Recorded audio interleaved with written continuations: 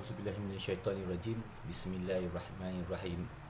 Alhamdulillahi rabbil alamin wassalatu wassalamu ala asyrafil anbiya'i wal mursalin sayyidina Muhammadin wa ala alihi wa ashabihi ajma'in. Rabbi shrah li sadri wa yassir li amri wahlul 'uqdatam min lisani yafqahu qawli. Wala haula wala quwwata illa billahil aliyil azim. Segala puji yang baik bagi Allah, segalanya untuk Allah, dan kita hamba yang kedil, hanya sekadar menjadi seorang hamba yang sentiasa mengikut perintah Allah. Dan barang siapa yang tidak mengikut perintah Allah, apa yang tertulis di dalam Al-Quran, yang apa yang tidak mengikut apa yang telah ditetapkan di dalam, maka kita fasik ataupun kafir.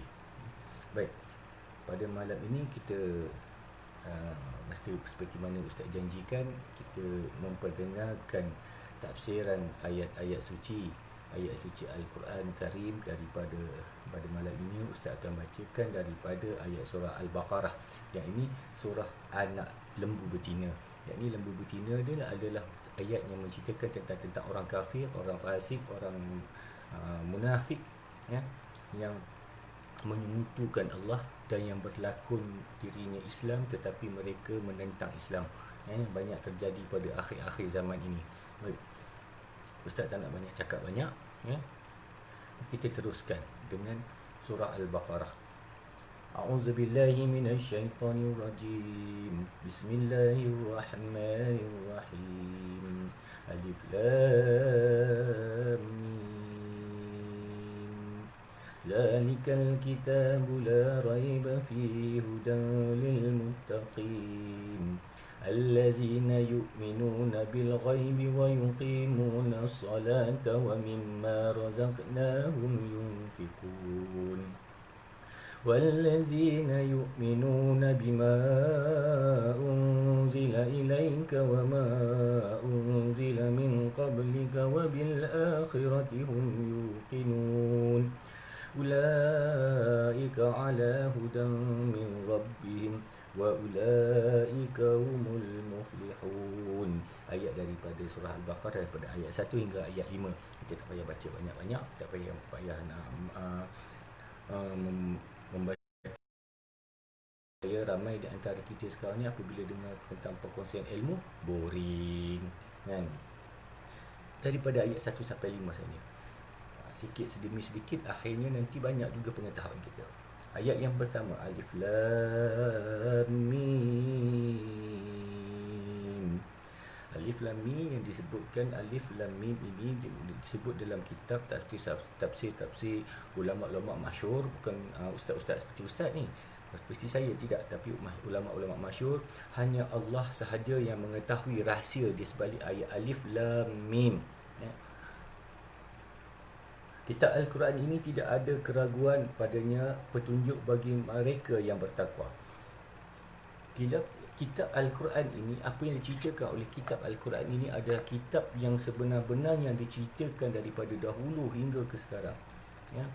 Malah diceritakan waktu yang akan datang, yang kita belum tempuh lagi, ya.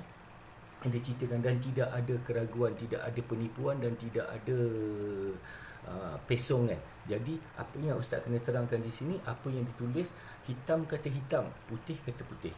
Kalau katakan ayat itu Ustaz ini jahat, Ustaz ini pendosa, maka Ustaz akan cakap Ustaz pendosa, maka kita perbaiki diri kita sendiri. Ayat yang ketiga, iaitu mereka yang beriman kepada yang gaib, mendirikan solat dan menafkahkan sebahagian rezeki yang kami berikan kepada mereka. Ayat yang ketiga menerangkan orang yang beriman kepada yang gaib. Yang gaib ini, yakni percaya. Iman ini percaya, ya. Banyak orang tahu rukun iman, rukun iman, tapi tak tahu apa benda iman. Iman tu apa? Tak tahu. Jadi di sini Ustaz terangkan, iman itu adalah yang bermaksud percaya. Kita percaya Allah itu wujud, walaupun kita tidak nampak Allah, tetapi kita percaya Allah itu wujud. Bagaimana contoh dia? Udara yang kita sedut, mesti ada penciptanya. Kita yang bergerak, mesti ada yang menggerakkan, ya. malaikat, malaikat yang mendoakan kepada kita. Siapa yang turun rahmat, siapa yang menurunkan mukjizat. Sudah tentu ada makhluk yang turun membawa perkara-perkara itu semua. Bagi orang dan menafkahkan, membelanjakan rezeki yang Allah Taala berikan kepada kita, kepada orang-orang susah. Yang bukan kata wang ringgit, tetapi jika kawan-kawan kita ada masalah, orang ada masalah, ingin mendengar luahan hati mereka, ingin mendengar kesusahan mereka kepada kita semua, kita dengar, berikan senyuman, berikan pandangan, berikan nasihat supaya semangatnya naik balik, bukan mendiamkan diri. Yang keempat, dan mereka yang beriman kepada Al-Quran yang diturunkan kepada Muhammad dan kitab-kitab yang telah diturunkan sebelum engkau, dan mereka yakin akan adanya hari kiamat. Orang yang beriman ini, yang Allah Ta'ala terangkan dalam orang yang beriman ini, orang Islam. Orang Islam ni orang yang beriman, Orang yang beriman, orang yang percaya rukun Islam, percaya kepada Allah, percaya pada malaikat, percaya rasul, percaya pada Al-Quran, percaya kepada qada dan qadar, percaya kepada hari kiamat. Begitulah, ada 6 tu. Bila dia percaya dengan tu, maka dia beriman kepada Al-Quran, diturunkan kepada Muhammad. Al-Quran tu diturun kepada Muhammad yang melalui Jibril. Allah berikan kepada Jibril, dan Jibril berikan kepada Nabi Muhammad, dan mengajar Nabi Muhammad bagaimana untuk membaca Al-Quran, dan yakin dengan ayat-ayat tertulis dalam Al-Quran. Jangan kata kita yakin tetapi kita tak yakin.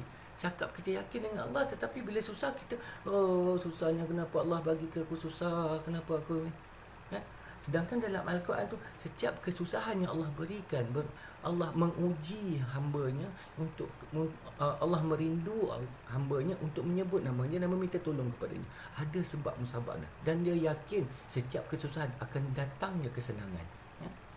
Bagi orang yang tidak beriman, dia akan merungut, dia akan merasa gindah gulana, rasa menyesal, merasakan putus asa. Dan ayat yang kelima, yang terakhir, mereka lah yang mendapat petunjuk dari Tuhannya, dan mereka itulah orang-orang yang beruntung.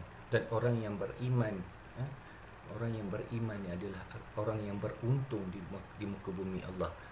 Yang beriman ni yang percaya, tapi Islamnya belum lagi. Kalau dia beriman, kemudian dia mengikut, dia percaya rukun iman 6 perkara, kemudian dia menunai rukun Islam, maka dia beriman. Orang yang beriman dan beramal soleh.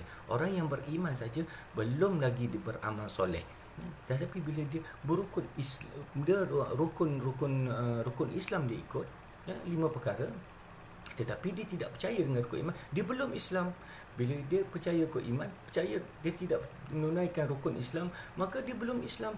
Jika dia dua-dua sekali, rukun Islam, rukun iman, dua-dua sekali buat dan berusaha untuk melakukan perkara-perkara ini, maka dia telah baru Islam.